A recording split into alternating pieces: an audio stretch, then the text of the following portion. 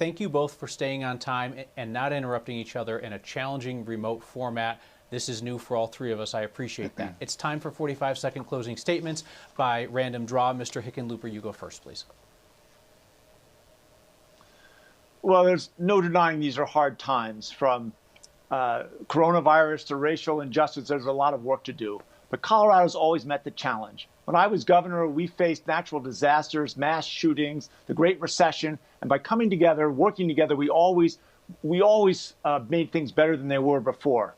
Now, government dysfunction in Washington has created the worst pandemic and the worst recession, or helped to create the worst pandemic and recession in history. If we're going to change healthcare, if we're going to address climate change, if we're going to create jobs with justice, if we're going to make things better than they were before, we've got to change Washington.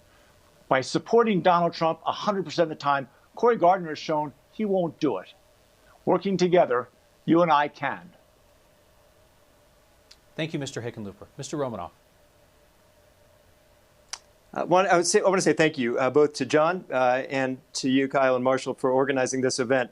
This is no time for timidity. We need bold structural change to address each of the challenges that we've discussed tonight.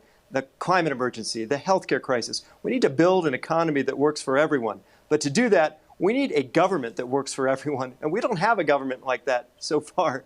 Instead, we've got a government funded by special interest groups. Unfortunately, those groups are bankrolling both sides of the aisle. I don't take money from the fossil fuel industry or the drug companies or the insurance companies.